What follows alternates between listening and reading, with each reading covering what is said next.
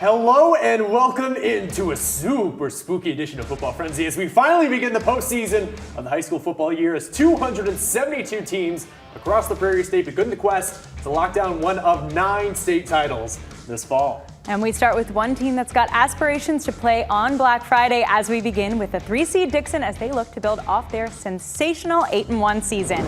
Dukes are 0-4 in their last 4 playoff openers, looking to bust that streak against Plano tonight. Starting out with the first quarter, the Reapers have ball.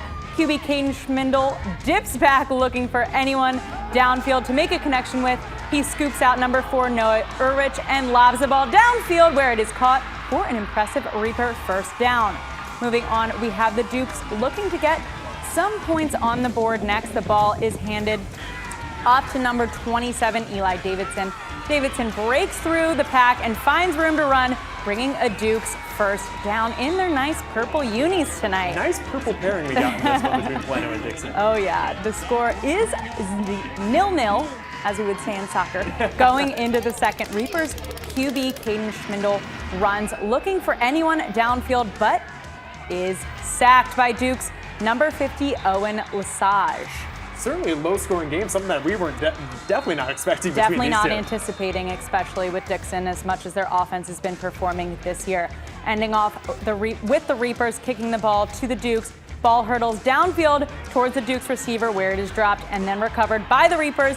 Number 5 James Brooks. The Dukes pulled through their first round game and won 10-7, ending their 4-year drought of first-round playoff losses. Certainly by any means necessary there. Next up, North Boone looking for their first playoff win since 2018. Similar story to the Dukes, going up against number 10 Monmouth Roseville from downstate. Let's start off in the first quarter. Titans with the ball. Andrew Myers to Peyton Thompson, but it's stopped by Dominic Reyes for a loss of 2 yards there. 7 minutes left. Titans would get the first score by this 10-yard touchdown from Tyler Finicum. 6-0 Monmouth Roseville. Vikings looking to strike back. Jack Christensen trying for his receiver, RJ Wolski, but it's picked off by Rhett Willett there. Impressive play there by the visitors from Monmouth to the second quarter. North Boone finally gets some points from Christensen to Chris Dutch for a 5-yard touchdown, 14-7 Titans. Unfortunately, North Boone's season comes to an end there as Monmouth Roseville takes it 35-14. Next up, we got a rematch of first-round games from 2 years ago as Evergreen Park travels to Sycamore.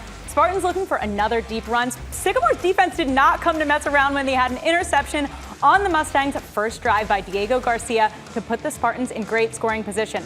Next, Burt Goucher drops back, finds tight end Kyle Preble, who's able to make the catch and give a little stiff arm, put the Spartans in the red zone. Up next, it's then handed off to Tyler Curtis for a run up the middle to get the Spartans on the board first. They'd lead 7-0.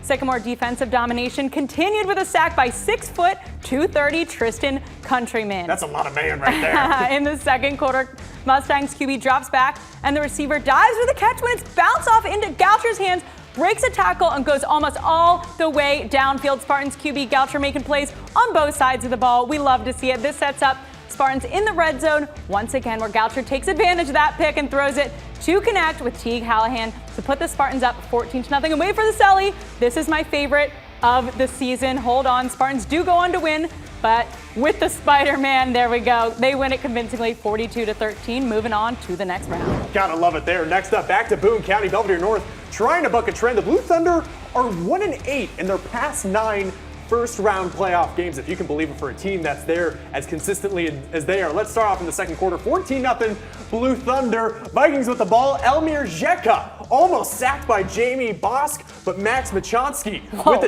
with the catch, but is stopped by Nico Bertolino. Less than a minute left. Thunder showing their offense by this 33-yard rush by Eric Roman. Roman down the field, stepping over guys. 14-0 still for the home team. Blue Thunder showing their field goal skills from 32 yards out. Alan Perez makes it 17-0 for the Blue Thunder. He's going to be a guy to watch for in the rest of the playoffs. Was that Among Us? Sorry, my brain is all over the place. To the second half, 8 minutes left, 3-8. Blue Thunder showing their offense. Who is it? It's Nico Bertolino, the Italian stallion. The Blue Thunder gallop into the second round as they beat the Vikings 38-20. What a start to the Frenzy that was, but don't go anywhere because we're only reaching halftime here on the Frenzy. After the break, we'll bring you some small school action as we head to Polo, Forreston, and Milledgeville. But first, here are your scores from around the state line.